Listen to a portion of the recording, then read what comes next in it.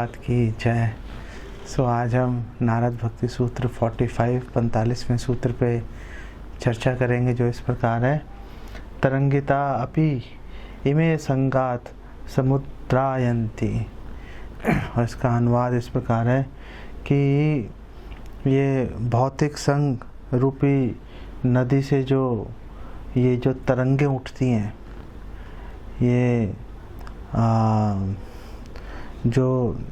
अवगुण है, अवगुण रूपी जो तरंगे उठती हैं, ये एक दुखों का सागर जाकर बन जाती हैं। तो इस सूत्र पे डिस्कशन से पहले हम मंगलाचरण करते हैं। आज अनुलंबित भुजौ कनकावदातौ संकीर्तनैक पितरौ कमलायताक्षौ विश्वम्भरो द्विजवरो युग धर्म पालो वंदे जगत प्रिय करो करुणावतारो वंदे श्री कृष्ण चैतन्य नित्यानंदो सहोदितो गौड़ोदय पुष्पंदो चित्रो छंदो तमोनुदो पंचतत्वात्मकं कृष्णं भक्त रूप स्वरूपकं भक्तावतारं भक्ताख्यं नमामि भक्त शक्तिकं। श्री कृष्ण चैतन्य प्रभु नित्यानंद श्री अद्वैत गदाधर शिवासदि गौर भक्त वृंदा। हरे कृष्ण कृष्ण कृष्ण हरे हरे, हरे राम राम राम हरे हरे। नमो विष्णु पादाय कृष्ण प्रेष्ठाय भूतले श्रीमते भक्तिवेदांत स्वामिनिति नामिने नमस्ते सारस्वते देवे गौरवाणी प्रचारिणे निर्विशेष शून्यवादी पाश्चात्य देश तारिणे। वैराग्य विद्या निज भक्ति योगा शिक्षार्थमेकः पुरुषः पुराणः श्री कृष्ण चैतन्य शरीरधारी कृपाम्बुधिर्यस्तम् अहं प्रपद्ये। हरे कृष्णा। तो यहाँ पर इस 45वें सूत्र में नारद जी बोल रहे हैं कि ये जो भौतिक संग रूपी जो ये नदी है, इसमें तरंगे उठ रही हैं, बुरे जो अवगुण हैं, जो उनकी तरंगे उठ रही हैं, जो खराब कर्म है और खराब कर्म फल है, और वो तरंगे जाकर इकट्ठी हो रही हैं, वो जाके ढेर बन रहा है और उसको बोलते हैं दुखों का सागर। तो वो कौन सी तरंगे हैं, कौन से अवगुण हैं, वो 44वें सूत्र में नारद जी ने इसकी व्याख्या कर रखी है कि काम क्रोध मोह स्मृति भ्रंश बुद्धि नाश सर्वनाश। कहाँ से आ रही हैं ये असत्संग से, बैड एसोसिएशन से आ रही हैं। ये क्यों आ रही हैं? क्योंकि हमारा सत्संग में हमारा विश्वास नहीं है। हमने वो प्रयास करना चाहिए था सत्संग लेने का, वैष्णव की सेवा करने का, वैष्णव के संग से लाभ उठाने का, वो प्रयास बेसिकली हम नहीं कर पाए अच्छे से, तो असत्संग में पड़ गए। और हमने डिस्कशन भी किया था कि असत्संग जो है बेसिकली उसका मतलब ज़रूरी नहीं है कि हमने किसी चोर डाकू का संग किया। असत्संग का मतलब हमारे परिवार वाले भी हो सकते हैं, और असत्संग में हमारा अपना मन वो भी असत्संगी है। कि अगर हमारा मन वश में नहीं है, अगर वो शास्त्रों के अनुसार नहीं चल पा रहा, तो वो भी असत्संगी है। और उसका संग करेंगे, उसके कहने के अनुसार चलेंगे, उसके कहने से हमने अगर भक्तों का संग छोड़ दिया, या कई बार मन क्या ट्रिक खेलता है, कई बार मन कहता है कि यार ये अगर इसको मैंने बोला ना कि तू संग छोड़ दे, तो ये मेरी बात नहीं मानेगा। तो इसको ऐसी ट्रिक में डाल देता हूँ इसको। तो मन उस समय क्या करता है, मन उसको उतना ही संग करने देता है जिससे कि मन को कोई नुकसान नहीं पहुँच पाए। तो कई लोग सोचते हैं कि हम वैष्णव का संग कर रहे हैं, हम भक्तों का संग कर रहे हैं, हम गुरु का संग कर रहे हैं, लेकिन वो मन के अंतर्गत होकर वैष्णव और गुरु का संग कर रहे होते हैं। उससे मन को कोई इम्पैक्ट नहीं आता, मन अपना शांत पड़ा रहता है। जैसे मेरे एक मित्र हैं, उनको उनके एक संबंधी उनको वो ऐसे वो भूत प्रेत परेशान करते हैं, वैसे ही हो गया था। तो वो उसको लेकर गए इधर बालाजी, वहाँ पे बोलते हैं सब भूत प्रेतों का इलाज हो जाता है, वहाँ लेके गए। उसने वहाँ जाते ही उपद्रव मचाना शुरू कर दिया, सारी चीज़ें तोड़ फोड़ के फेंक दी, गाली गलौज उल्टा सीधा बोलना शुरू कर दिया। वो यहाँ पे वापस ले आए उसको, यहाँ पे आके बिल्कुल शांत है, एकदम परफेक्टली चल रहा है। तो उन्होंने कहा भैया वहाँ तो बड़ी प्रॉब्लम थी, यहाँ पर आके सब ठीक चल रहा है। ठीक क्या चल रहा है, उसको अब कोई ख़तरा नहीं है।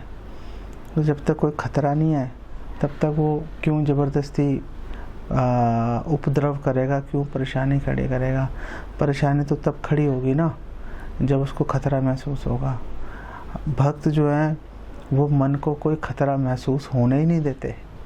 उसको कहते हैं यार तू टेंशन मत ले भाई, तेरे को हम कोई परेशानी ना आज तक आने दिया, देख आने दिया कोई परेशानी नहीं आने दी ना आज तक आने दिया, ना ही तेरे को आगे परेशानी हम आने देंगे। और सोचते हैं कि अभी चलो हम बस भक्तों के साथ जुड़े रहते हैं। ये भी खैर बड़ी बात है कि चलो कैसे भी है भक्तों के साथ कनेक्शन तो कुछ ना कुछ तो है ही, कनेक्शन चलो पड़ा हुआ है भक्तों के साथ में। और सोचते हैं कि जब थोड़ी उम्र हो जाएगी तो वृंदावन में जाएंगे, और वृंदावन में जाके वहाँ पे हम एक क्वार्टर बना के, एक फ्लैट लेके, एक मकान बना के बस वहाँ पे आराम से रहना शुरू कर देंगे और भजन करना शुरू कर देंगे। और श्रील प्रभुपाद ने बोला कि हरिदास ठाकुर के नकल करने की कोशिश मत करना। अगर आप मैच्योर नहीं हो, अगर आप परिपक्व नहीं आप बने हुए, तो वहाँ जाओगे तो और बेड़ा गर्क हो जाएगा। जो कि ज़्यादातर भक्त जो वहाँ जाते हैं वृंदावन, उनका बेड़ा गर्क बेसिकली हो ही जाता है 90% का। कैसे हो जाता है कि उनको लगता है कि इस कौन में उनको उस तरह का संग नहीं मिलता, तो वो क्या करते हैं अब पूरे 24 घंटे कैसे बिताएं, चलो 6 घंटे सो लिए, बाकी का टाइम कैसे बिताएं। और बाकी का टाइम बिताने के लिए उसको भरने के लिए वो जहाँ कहीं भी कथाएं होती हैं वहाँ जाके उन कथाओं को वो सुनना शुरू कर देते हैं। बस वो सोचते हैं ओ हम तो वैष्णव का संग कर रहे हैं, हम तो कितनी अच्छी भक्ति कर रहे हैं। अरे भक्ति क्या कर रहे हो आप, प्रभुपाद के ग्रंथों को पढ़ के उस पर मनन करना चाहिए था। जो लोग प्रभुपाद के ग्रंथों पर आधारित प्रवचन कर रहे हैं, सजातीय जो वैष्णव है उनकी बात सुननी चाहिए थी। एक जो भाव जो विकसित करने की कोशिश कर रहे हैं उसके पीछे चलना चाहिए था प्रभुपाद के अनुगत रहते हुए। लेकिन उन बेचारों का भी कोई इतना लंबा चौड़ा कसूर नहीं है। कसूर कुल मिलाकर देखते हैं तो अपने ऊपर ही बात आ जाती है कि हम लोग ही जो है जिन लोगों पर ये दायित्व है कि वो लोगों को संग प्रदान करें, वो खुद ही लूले लंगड़े भक्त हैं। वो खुद ही एक स्तर पे आ जाते हैं, 40-50 लाख लोग उनके साथ जुड़ जाते हैं, बोलते हैं भैया बस हो गया। अरे तो हमारी जिम्मेदारी ख़त्म हो गई, अब बस ऐसे ही इसको चलाएंगे किसी तरीके से। अरे ऐसे नहीं चलने की बात बनती। प्रभुपाद लाखों लोगों को भक्त बना रहे हैं, करोड़ों लोगों को भक्त बना रहे हैं। पूरी दुनिया बदलनी है, पूरी दुनिया को भगवान के चरणों में समर्पित करना है। आप ये 20, 30, 50, 100 लोगों से आप क्या बात कर रहे हो, और फिर उन पे हम अपनी बपौती जमाना शुरू कर देते हैं। और होता क्या है कि कई बार हम व्यस्त हो जाते हैं किन्हीं कामों में, नहीं जो लोग हमसे जुड़े हुए हैं उनको हम कई बार एसोसिएशन नहीं दे पाते, तो हम एसोसिएशन तो उनको दे नहीं पा रहे, किसी और की एसोसिएशन भी नहीं लेने देते कि अभी एसोसिएशन ले ली तो चला ही ना जाए, बस जैसे है भाई वैसे पड़ा रहे। अब वो बोर हो जाता है, परेशान हो जाता है, तो अपने आप ही इधर उधर ढूंढना शुरू कर देता है संग। बस वो लोग भी सोचते हैं कि चल कोई बात नहीं, ये इधर उधर संग ढूंढा, मेरे साथ जुड़ा तो हुआ है। इस तरह की सोच के साथ में हम लोग पूरा जीवन ही बेसिकली निकाल देते हैं। बुढ़ापा आएगा तो चलो इंद्रियां शिथिल हो जाएंगी, इंद्रियां शिथिल हो जाएंगी, चलो मन भगवान में लगना शुरू हो जाएगा। नहीं लगेगा। इंद्रियां शिथिल हो जाती हैं लेकिन मन कभी शिथिल नहीं होता। इसीलिए तो मन को इंद्रियों का राजा बोला गया।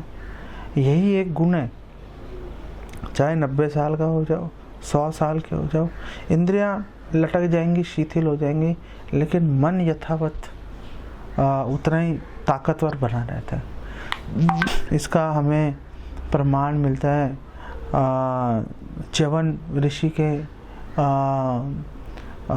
प्रसंग में मिलता है। जब वो क्षयात्री जो राजा है, क्या नाम था उसका, क्षयात्री था या क्या था, लेट मी फाइंड आउट, हाँ शर्याती।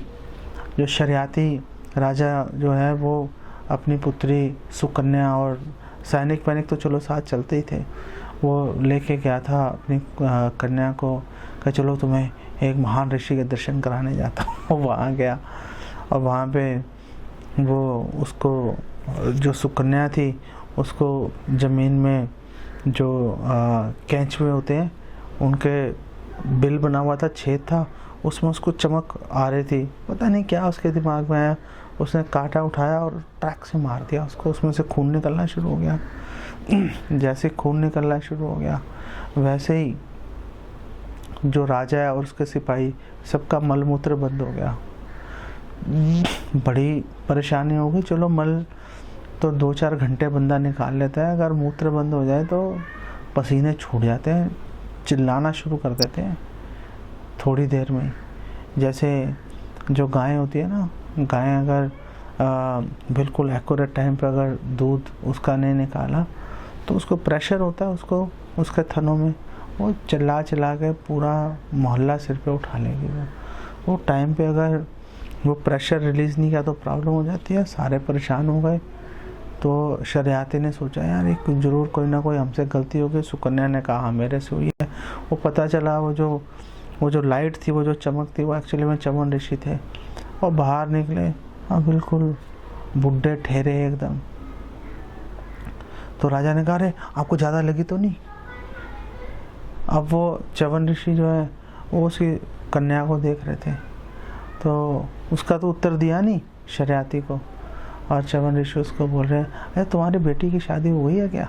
और राजा को समझ में आ गया कि भाई ये मेरी पुत्री से विवाह करना चाहता है। कहाँ वो 90 इतना पुराना बुढ़ा, कहाँ उसकी जवान कन्या।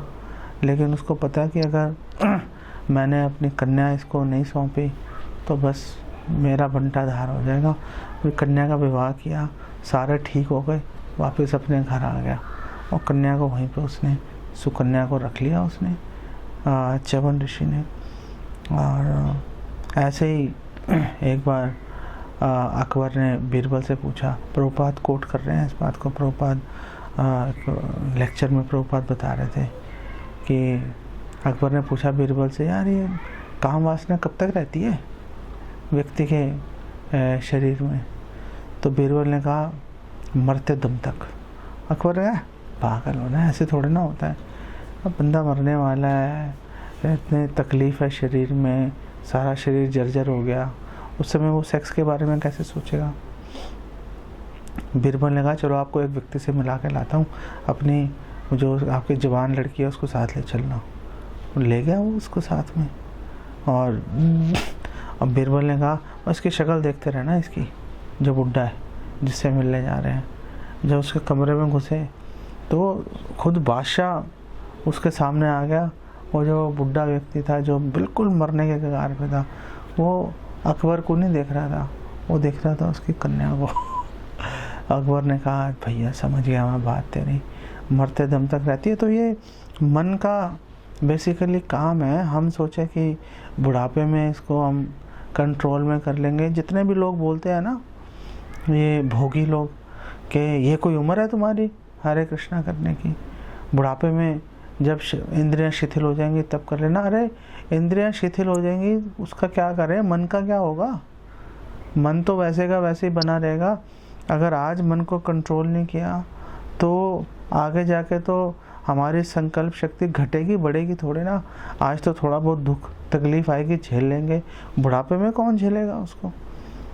तो ये जो बात है, इस बात से हमें ये क्लियर हो जाना चाहिए कि जो भी करना है हमने आज ही करना है, ये नहीं कि आगे जाकर देखेंगे। और जब हम बात कर रहे हैं कि जो अवगुणों की जो थपेड़े आते हैं, तो ये थपेड़े जो हैं वो ऐसा नहीं है कि आप किसी बीच पे बैठे हो, एकदम ठंडी हवा चल रही है और आप पानी के अंदर आधे पानी में आधे पानी से बाहर हो, एक लहर आई हल्की सी, आपको उसने छुआ और आपको उसकी आपकी मसाज की और फिर वापस चली गई। आप उसी के अंदर सूखी होकर वहाँ पे बैठे बैठे सो गए। फिर जैसे जैसे उसका स्तर बढ़ा पानी का तो आप नींद खुल गई, आप उठ के आगे चले गए, तब तक सूखी रहेगी। ऐसा नहीं है, तूफान के थपेड़े हैं ये आपका जो नाव है, जहाज़ है, उसको तोड़ देंगे। आपके शरीर की सारी हड्डियां टूट जाएंगी आपकी। इतनी तेज़ ये जो वेव्स हैं, जो लहरें हैं, इतनी तेज़ तूफ़ानी लहरें हैं ये कोई आपको सुख प्रदान करने वाली लहरें नहीं हैं। ये तूफ़ान की तरह आएंगी और आपको उड़ा के ले जाएंगे आपको। और ये जो लहरें हैं ये जाएंगे कहाँ पर? ये जो असत्संग रूपी जो नदी है, ये बहती बहती बहती बहती जो भौतिक दुखों का महासागर है उसमें जाके मिल जाएगी। और वहीं पे आप पड़े रहना आराम से और उसी के अंदर गोते खाते रहना। जब हिरण्यकशिपु का वध कर दिया था भगवान नरसिंहदेव ने, तो उसकी अंतड़ियाँ उसके निकाल कर पेट से अपने गले के चारों ओर उन्होंने लपेटी हुई थी। पूरा शरीर, मुंह पर खून लगा हुआ था, नाखूनों से खून टपक रहा था उनके, और गुस्से में थे, आंखें उनकी लाल थी, ज़बान बार बार लपलपा रही थी, उनकी बाल थे वहाँ से खड़े हुए थे, बादलों को छिटका रहे थे। आप सोचो कि दलिता हिरण्यकशिपु तनुभृंगा, इतना शक्तिशाली हिरण्यकशिपु जिन्होंने मच्छर की तरह मार दिया हो, कितना विशाल और कितना डरावना उनका जो है व्यक्तित्व रहा होगा। शिव जी, ब्रह्मा जी, लक्ष्मी जी उनके सामने आने का साहस नहीं कर पा रहे, जोर जोर से गर्जन कर रहे थे। और प्रहलाद महाराज उनके सामने गए और प्रहलाद महाराज ने बोला कि मुझे आपके इस जो ये भयंकर आपका रूप है, मुझे इससे डर ही नहीं लग रहा। तो प्रभुपाद यहाँ पर प्रश्न उठाते हैं। प्रभुपाद कह रहे हैं कि अगर किसी व्यक्ति को नरसिंह भगवान के इसने इतने डरावने रूप से अगर डर नहीं लग रहा, फिर तो उसको डर लगेगा ही नहीं। फिर तो भैया निर्भय होगा। जो नरसिंह भगवान सामने खड़े हैं, जोर से गरज रहे हैं और इतनी उनकी गर्जन इतनी शक्तिशाली है कि हाथी वो दूर भागे जा रहे हैं, गिरे जा रहे हैं नीचे, मतलब लोगों का दिमाग खराब हो गया। तो ऐसे अगर पर्सनैलिटी व्यक्तित्व के सामने अगर डरने लग रहा, फिर तो कैसे डरेगा कोई व्यक्ति। लेकिन प्रहलाद महाराज ने बोला कि आपके व्यक्तित्व से डर नहीं लग रहा, लेकिन मैं जो असत्संग रूपी जो ये भयंकर जो भवसागर है, मैं इससे मुझे बहुत डर लगता है कि ये मैं अपने कर्मों की वजह से जो मैं पैदा हो गया इस असुर कुल में, चारों ओर मेरे भोगी भोगी हैं। इन लोगों की जो संग है, जो असत संग है, इनसे मुझे बहुत डर लगता है। आपसे मुझे बिल्कुल डर नहीं लग रहा। और उन्होंने कहा ये जो असत्संग रूपी जो ये सागर है और इसमें जो लहरें उठ रही हैं, ये मुझे चक्की की तरह पीस रही हैं। जैसे चक्की के अंदर आप गेहूँ डालो, उसको चक्की को चलाओ तो आटा बाहर आ जाता है, ऐसे ही प्रहलाद महाराज कर रहे हैं, मुझको बिल्कुल चक्की की तरह वो पीस रही हैं। मेरे हाथ पैर कांप रहे हैं और लहरों से एक वो जो विरलपूल भंवर वो जो है वो क्रिएट हो गई है और मैं उस भंवर में धंसा जा रहा हूँ। अगर एक बार भंवर में कोई फंस जाए, बाहर नहीं निकल पाता, और सीधा उसको तलहटी तक जो है भंवर खींच के उसको ले जाती है। तो ये और उस समय ऐसा लग रहा है जो श्रील प्रभुपाद ट्रांसलेट कर रहे हैं और श्रील प्रभुपाद ये बात मेंशन कर रहे हैं चैतन्य चरितामृत में, उनका ये प्रसंग लेके आ रहे हैं और श्रील प्रभुपाद प्रहलाद महाराज के वचनों को वहाँ पे रिपीट कर रहे हैं। वो बोल रहे हैं कि मैंने पहले भी कई योनियों में जन्म लिया है और मैंने सब जगह दुख ही दुख झेला मैंने। तो यहाँ पे ऐसा लग रहा है कि उनको अपने पूर्व के सारे जन्म उनको याद आ गए और प्रहलाद महाराज कह रहे हैं कि कई बार मैं अपने संबंधियों से बिछड़ गया और कई बार जो मैं वांछित वस्तुएं, जो वस्तुएं मैं चाहता था प्राप्त करने, कई बार मैं वो प्राप्त नहीं कर पाया। तो कुल मिला के मैं दुख में ही पड़ा रहा, हमेशा दुखी रहा। तो हम दुखी रहे हमेशा, तो तुमने क्या कोई दुख से बचने का उपाय नहीं किया? तुमने कुछ उपचार नहीं किया? कुछ तो करते उससे बचने के लिए। तो प्रहलाद महाराज ने बोला कि मैंने उस दुख से बचने के लिए जितने भी उपाय किए वो उन दुखों से भी ज़्यादा भयानक थे, उससे मेरा दुख बढ़ा नहीं, घट गया।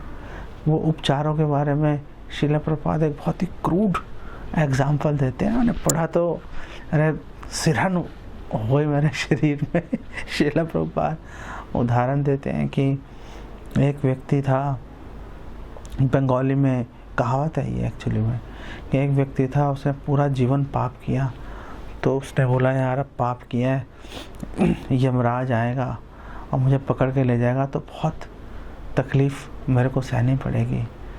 तो उसने उसका उपचार क्या ढूंढा, उसने अपने पूरे शरीर पे मल लगा लिया, पूरे शरीर पे मल मर लिया उसने अपने। उसने कहा अब यमराज मुझे कैसे हाथ लगाएगा, अब तो मेरे पूरे शरीर पे मल लगा हुआ है, अब यमराज हाथ ही नहीं लगाएगा, अब मेरा कोई भी बाल भी बांका नहीं कर सकता। और प्रहलाद महाराज कह रहे हैं कि ऐसे ये जो मैंने कई उसका इलाज ढूंढा मैंने, लेकिन वो जो इलाज है वो इलाज तो रोग से भी ज़्यादा ख़राब था। इसीलिए मैं जन्म जन्मांतरों तक धक्के खाता रहा और सोचता रहा कि कब आपके चरण कमलों की मुझे शरण प्राप्त होगी। चैतन्य महाप्रभु स्वयं अपने आचरण से दिखा रहे हैं कि असत्संग से बेसिकली डरना चाहिए। ये जो असत्संग है खींच के ले जाते हैं। चैतन्य महाप्रभु जब पुरी में थे तो महाराज प्रताप रुद्र ने जान आफत में कर रखी थी सार्वभौम भट्टाचार्य की, गोपीनाथाचार्य की, मुझे मिलवाओ रामानंद राय की, मुझे मिलवाओ, मैं मिलना चाहता हूँ। तो सार्वभौम भट्टाचार्य ने चैतन्य महाप्रभु को प्रार्थना की, प्लीज़ आप उसको दर्शन दे दीजिए, उससे मिल लीजिए, वो वैष्णव राजा है, वैष्णव की सेवा में लगा हुआ है, आप प्लीज़ उससे मिल लो। चैतन्य महाप्रभु ने कहा भैया देखो मेरे को तो लगता है डर। और चैतन्य महाप्रभु ने कहा कि जो व्यक्ति ये जो भवसागर है, ये जो भौतिक भवसागर है, जो व्यक्ति इस भौतिक भवसागर से पार जाना चाहता है, वैकुंठ धाम में प्रवेश करना चाहता है, ऐसे ये चैतन्य चंद्रोदय नाटक में ये श्लोक अंकित है और चैतन्य चरितामृत में भी इसका वृत्तांत आ रहा है। और चैतन्य महाप्रभु ने कहा जो पार जाना चाहता है उसके लिए विषय व्यक्ति का दर्शन करना या ऐसी स्त्री जो विषय के सुख भोग में लगी हुई है, ऐसी स्त्री का दर्शन करना समझ लो जानबूझकर विष पीने के समान है। तो भाई मैं तो ऐसा विष पीना नहीं चाहता, मुझे तो डर लग रहा है। चैतन्य महाप्रभु को डर लग रहा है, प्रहलाद महाराज को डर लग रहा है, हमें डर नहीं लग रहा। हम बोलते हैं वो देखी जाएगी क्या होगा, कैसे जब सिचुएशन सामने आएगी तो देखेंगे। श्रील प्रभुपाद एक दिन एक लेक्चर में कह रहे थे, श्रील प्रभुपाद कहते हैं कि लोग इतने बेवकूफ़ हो चुके हैं कि बेसिकली डर ही नहीं रहे। एक बार श्रील प्रभुपाद एक यूनिवर्सिटी में अमेरिका में लेक्चर देने गए थे, डिस्कोर्स, और वहाँ पे एक स्टूडेंट था, उसने बोला खड़ा होके, कुत्ते बिल्ली बन जाएंगे, देखता हूँ क्या होता है। श्रील प्रभुपाद कहते हैं कि ऐसी लोगों की मानसिकता हो गई है कि एक तो वो कुत्ते बिल्लियों को अपना भाई बहन समझते हैं इस जीते जी, और फिर वो ये भी सोचते हैं वो मरने के बाद कुत्ता बिल्ली बनेंगे, देख लेंगे क्या होगा। अबे क्या देखेगा भाई, तो कुत्ता बिल्ली बन जाएगा, तेरी चेतना पूरी तरह से ढक जाएगी, दुखी होता रहेगा, क्या देख लेगा। मतलब देख ले जो कुत्ते बिल्लियों के साथ हो रहा है, क्यों नहीं देख रहा तू कुत्ते बिल्लियों के साथ कैसा व्यवहार हो रहा है। 24 घंटे उनको हमेशा खाने की और इंद्रिय तृप्ति की कैसे कैसे वो सेक्स अरेंज कर लें, उसी के लिए उनका पूरा जीवन उनका बीत जाता है, और इतनी बुरी मौत मरते हैं। कहावत यह कुत्ते की मौत मरना, कुत्ते की मौत मरना ऐसा थोड़ा ना कि उसको मतलब गुलाब की पंखड़ियों के बीच में उसको लिटा के उसकी मौत होती है। और कुत्ता तो सड़क पे ऐसे चलते फिरते मर जाता है, कोई लाश उठाने नहीं आता। बदबू जब उसके शरीर में से उठनी शुरू हो जाती है तो कोई लोग एमसीडी वाले को फ़ोन करते हैं, नगर निगम वाले को, वो आके उसकी लाश को मुंह पे कपड़ा बांध के उठा के ले जाते हैं। तो ये कुत्ते की मौत मरने के लिए हम तैयार हैं। श्रील प्रभुपाद ने कहा यार कितने बेवकूफ़ लोग हैं, इनको आप कैसे इनको समझाओगे। जो व्यक्ति यही कहना शुरू कर दे देखी जाएगी। और भक्तों का भी यही हाल है, भक्त भी सीरियस नहीं होते डिवोशन में। वो अगर उनको भक्तों की संग की महिमा के बारे में बोला जाए, अरे भैया सीरियसली भक्तों के संग कर लो, अगर नहीं करोगे तो असत्संग में घुस जाओगे, देख लेंगे क्या होगा। कर तो रहे हैं भक्तों का संग, और क्या करें, मतलब क्या जान दे दें। अरे दे दो भाई जान, कम से कम एक जान तो आपकी जो है किसी अच्छे काम में उसका सदुपयोग हो जाएगा। अनादि काल से भोग करते आ रहे हैं, उसका क्या पॉइंट है। कई लोग ये बोलते हैं कि आप ऐसी बातें क्यों करते हो, आपको तो भगवान के सौंदर्य का वर्णन करना चाहिए, भगवान के माधुर्य रस का वर्णन करो, ऐसी आप क्यों फिलॉसफिकल बातें करते हो। इनफैक्ट एक सन्यासी हैं इस्कॉन में ही, वो फेमस है इस तरह के हार्ट टॉक देने के लिए, तो लोग उठ के चले जाते हैं उनके लेक्चर में से। एक बार वो लेक्चर दे रहे थे वृंदावन में, मैं भी वहीं मौजूद था, तो उन्होंने बताया कि कैसे जब वो पहली बार वृंदावन आए थे तो उन्होंने देखा था कि उस समय तो आज से 30-40 साल पहले जो काफ़ी पिछड़ा हुआ था भौतिक दृष्टि से वृंदावन, तो लोग खुले में शौच करते थे। तो उन्होंने बताया कि कैसे एक बच्चा फर्स्ट फ्लोर पर बैठ के वो मल त्याग कर रहा था बालकनी में, और नीचे एक सूअर उसको खा रहा था, और लोगों का मन इकट्ठा हो गया, लोग उठ के चले गए। अरे भाई ये तो हकीकत है, सच्चाई है, उसके बारे में आप क्यों जानना नहीं चाहते। अगर इतना ही मन इकट्ठा हो रहा है तो भौतिक संसार से बाहर निकलने की बात करो ना। क्यों आप ये सोचते हो कि इस बारे में बात करनी नहीं चाहिए। इनफैक्ट भक्तिविनोद ठाकुर ये प्रश्न उठा रहे हैं, भक्तिविनोद ठाकुर कह रहे हैं कि आखिर कई लोग ये ऑब्जेक्शन कर देते हैं कि क्यों आप भगवान के कृष्ण लीला का क्यों वर्णन नहीं कर रहे, क्यों आप ये भवाम बुद्धि की, भव सागर की, दुखों की, क्लेशों की आप बात कर रहे हो, आप डराने की कोशिश कर रहे हो। तो नारद जी भी यही करते दिख रहे हैं। वो कब से लगे हुए हैं कि असत्संग को त्याग दो, असत्संग से सर्वनाश हो जाएगा, असत्संग से आप दुखों के सागर में गिर जाओगे। तो ये क्या हो रहा है, क्यों डरा रहे हो? तो भक्तिविनोद ठाकुर ने ये प्रश्न खड़ा कर दिया संबोधन भाष्य में, और उन्होंने बोला कि देखो, खुद चैतन्य महाप्रभु दुखों की बात कर रहे हैं। चैतन्य महाप्रभु कहाँ दुखों की बात कर रहे हैं? तो भक्तिविनोद ठाकुर ने चैतन्य महाप्रभु को कोट कर दिया, आई नंद तनुज किंकरम पतितम माम विषमे भवाम बुद्धो कृपया तव पाद पंकजा स्थिता धूलि सिद्धिशं विचिंतया। उन्होंने बोला, देखो चैतन्य महाप्रभु खुद ही कह रहे हैं कि मैं विषमे भवाम बुद्धो, मैं गिर गया हूँ इस विषम भव सागर के अंदर। कैसे गिर गया हूँ? अपने कर्मों की वजह से।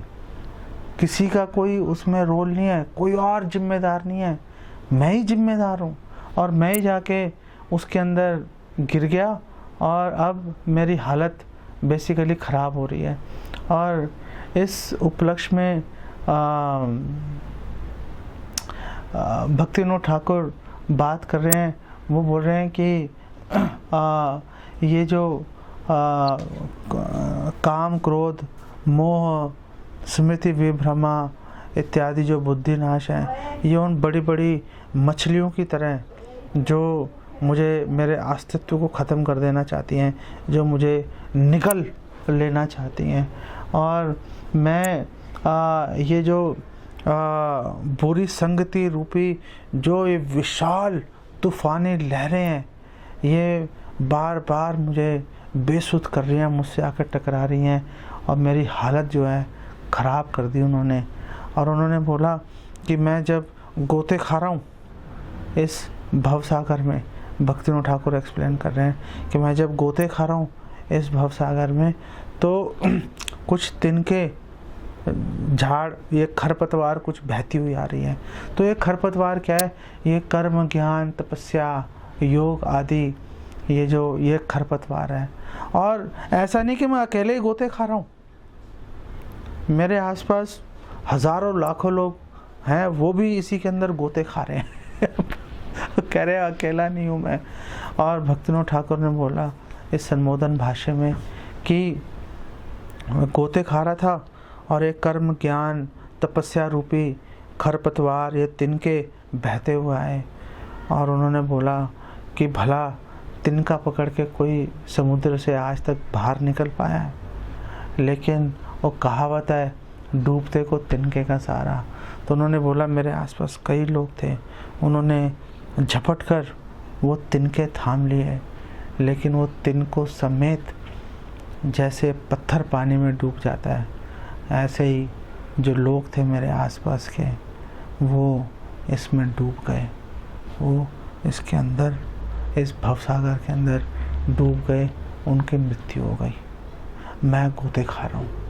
और फिर उन्होंने प्रार्थना की कि मेरे लिए कोई आशा की किरण नहीं है, लेकिन आप, हे कृष्णा, आप बचा सकते हो, हे कृष्णा। और ये जो मैं गिर गया हूँ भवसागर में, ये किसी और का दोष नहीं, मेरा दोष है।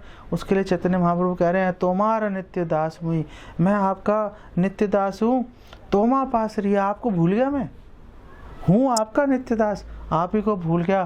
पड़ी आछो भवार नवे माया बद्ध हैया। और आपको भूलने के कारण मैं इस माया के अंदर, इस भवसागर में मैं आके धड़ाम से नीचे गिर गया। वो अब आप ही मुझे बचा सकते हो, अब आपका ही सहारा है, आप मुझे, आपके अंदर ताकत है, आप बलवान हो, आप मुझे उठाकर आप अपने चरणों में एक धूलि का कण बना के आप रख सकते हो, आप महान हो, आप प्लीज़ ऐसा कर दीजिए। तो ऐसा भक्तिविनोद ठाकुर इसकी ट्रांसलेशन कर रहे हैं। और भक्तिविनोद ठाकुर ने एक पूरा भजन लिख दिया इसके ऊपर। अब वो भजन मैं आपके साथ में शेयर करना चाहता हूँ। बहुत ही महत्वपूर्ण है। वो भजन शेयर करने से पहले रूपा गोस्वामी की एक कोटेशन है जो उन्होंने श्री गोविंद विरुदावली के अंदर उन्होंने मेंशन किया है, वो मैं आपके साथ शेयर करना चाहता हूँ। इसमें रूपा गोस्वामी कह रहे हैं कि मेरा जो मन रूपी हाथी है वो इस भौतिक, ये जो भव सागर है, इसके अंदर गोते खा रहा है, इसके अंदर डूबे जा रहा है, इसके अंदर बहुत ही कष्ट पा रहा है। और ये जो भौतिक भ्रम रूपी जो इसकी जो लहरें हैं, ऊंची ऊंची लहरें, वो मुझे बहुत ही कष्ट दे रही हैं। और उन्होंने बोला कि एक तो लहरें कष्ट दे रही हैं, ऊपर से ये जो त्रिताप रूपी मगरमच्छ ने, आदि भौतिक, आदि दैविक, आध्यात्मिक, ये जो त्रिताप रूपी जो मगरमच्छ है, इसने भी मुझे जकड़ा हुआ है। तो एक तो थपेड़े मुझे परेशान कर रहे हैं, ऊपर से मगरमच्छ ने मुझे पकड़ा हुआ है, बिल्कुल अंती अब तो सामने दिखाई देना शुरू हो गया। तो उन्होंने बोला, हे कृष्णा, हे हरि, आप प्लीज़ आप अपना वो जो चमकदार सुनहरा सुदर्शन चक्र है, प्लीज़ उसको आप छोड़ो और उसको छोड़कर आप मेरी रक्षा करो। और ये जो जितने भी दुख हैं जो मुझे काट रहे हैं, आप प्लीज़ इनको काट दो। तो ऐसा रूपा गोस्वामी वहाँ पे वर्णन कर रहे हैं। भक्तिविनोद ठाकुर का भजन आपके साथ शेयर करता हूँ। भक्तिविनोद ठाकुर कह रहे हैं, अनादि कर्म फले पड़ी भवार्णव जले, तरी बारे ना देखी उपाय, ऐ विषय हलाहले दीवानिशी हिया ज्वले, मन कबू सुख नाही पाए। बोल रहे हैं कि मैं ये जो अनादि कर्म फले, जब मैंने अनादि काल से जो मैं उल्टे सीधे काम करता आ रहा हूँ, उसके फलस्वरूप मैं इस भव सागर में मैं गिर गया हूँ और तरी बारे ना देखी उपाय, इससे बाहर निकलने का मेरे पास कोई उपाय मुझे सूझ नहीं रहा। और वो कह रहे हैं, ऐ विषय हलाहल, ये जो विष रूपी, ये जो विषय रूपी हलाहल, ये जो विष है, जहर है, जो ये दिवानिशी हिया ज्वले, ये दिन रात मेरे हृदय को जला रहा है। श्रील प्रभुपाद एक्सप्लेन कर रहे हैं, जैसे आप कभी कोई तीखा भोजन कर लो तो आपको हृदय में और पेट में कई बार काफ़ी जलन हो जाती है, तो उसी प्रकार विष पान करो तो पूरा शरीर उससे जैसे जलना शुरू हो जाएगा। वही भाव प्रकट कर रहे हैं, मन कबू सुख नाही पाए, मेरा मन बिल्कुल भी किंचित लेश मात्र भी सुख का अनुभव नहीं कर पा रहा। और वो बोल रहे हैं, आशा पाश शत शत क्लेश दया अविरत, और मेरे पास लाखों करोड़ों मेरे हृदय में आशाएं हैं, भौतिक इच्छाएं हैं, और ये जो क्या कर रही हैं, अविरत निरंतर मुझे सुख पहुंचाने की जगह दुखी पहुंचाए जा रही हैं। प्रवृत्ति और मेरता है खेला, और मैं इस अज्ञान के सागर में बार बार थपेड़े खा रहा हूँ। काम क्रोध आदि क्षय, जो काम क्रोध लोभ मोह मद मत्सरे हैं, ये जो 6 ठग हैं, ये जो 6 बैड एलिमेंट्स हैं, बेसिकली आपराधिक तत्व जैसे होते हैं, ये जो 6 तत्व हैं। बात पाड़े दया भया, ये बात बात पर हर क्षण मेरे को दुख दे रहे हैं। अवसान हैलो आसी बेला, और ऐसा करते करते पूरा जीवन ही बीत गया, बूढ़ा हो गया मैं। अब तो मरने का समय सामने आ गया, अब तो मौत ही सामने दिखाई देनी शुरू हो रही है, पूरा जीवन इसी के अंदर निकल गया। और आगे वो बोल रहे हैं, ज्ञान कर्म ठग दुई, मोर प्रतारिया लई, अवशेषे फैले सिंधु जले। ये जो ज्ञान और कर्म रूपी जो ठग हैं, चोर हैं, इन्होंने मेरा सारा सामान लूट लिया और मुझे प्रताड़ना कर रहे हैं, मुझे धमका रहे हैं और मुझे मार पीट कर इन्होंने इस सिंधु जल, ये जो भव सागर है फैले, उसमें उन्होंने उठाकर मुझे फेंक दिया है। ए हेनो समय बंधु तुम्हें कृष्ण कृपा सिंधु, कृपा कोरी तोलो मोरो भले। और इस विकट समय में हे कृष्ण, आप ही मेरे बंधु हो, आप बलपूर्वक, आपके लिए क्या कठिन है, आप बलपूर्वक मुझे आप ऊपर उठा लीजिए। और श्रील प्रभुपाद यहाँ पे बोल रहे हैं कि अगर 1 इंच भी उठा लिया ना ऊपर, भव सागर है, थपेड़े चल रहे हैं, हर चीज़ हो रही है, गोते खा रहे हैं, अब प्रभुपाद कह रहे हैं अगर 1 इंच भी ऊपर उठा लिया उससे रिलीफ मिल जाता है, एकदम मन शांत हो जाएगा, सुख मिलना शुरू हो जाता है। और आगे वो कह रहे हैं भक्ति विनोद ठाकुर, पतित किंकर धरी पाद पद्मा धूलि करी, देहो भक्ति विनोद आश्रय, आमे तव नित्य दास भूलिया मायार पाश, बद्ध है आची दया मया। और बोल रहे हैं कि हे पतित पावन, आप अपने इस पतित दास को आप इसको पकड़कर पाद पद्म धूलि करी, अपने चरणों में एक धूलि के सदृश समान आप प्लीज़ रख लीजिए और भक्ति विनोद को आप वहीं पे आश्रय दे दीजिए। आमे तव नित्य दास, मैं तो आपका नित्य दास हूँ, भूलिया मायार पाश, और मैं आपको भूल के माया के पाश में फंस गया था। बद्ध हो आची दया में, हे दया में मैं बद्ध हो गया, आप मुक्त हो, आप प्लीज़ मुझे निकाल दीजिए। और भक्ति विनोद ठाकुर बोल रहे हैं मिछे मायार बचे, खाच भेषे खाच हाबू डूबू भाई, जीव कृष्णदास ऐ विश्वास कर लेता यार दुख नहीं।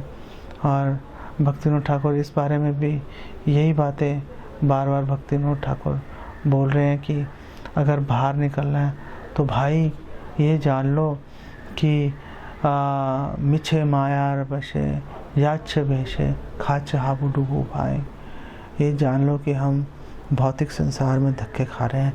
जब तक हमने इस बात का अनुभव नहीं कर लिया कि ये भौतिक संसार दुखों से भरा हुआ है, जो हमें तथाकथित सुख, जो आपको लग रहा है ना कि आप सुखी, थोड़ा बहुत आपको सुख मिल रहा है, हम तो सुरक्षित हैं, परिवार वाले सारे हमारे आसपास हैं, हम तो सुरक्षित हैं, ये कोरोना वायरस जैसी चीज़ें हमारा क्या बिगाड़ लेंगी, हम तो अपने घर के डब्बे में बंद हैं। ये ऐसे नहीं होता।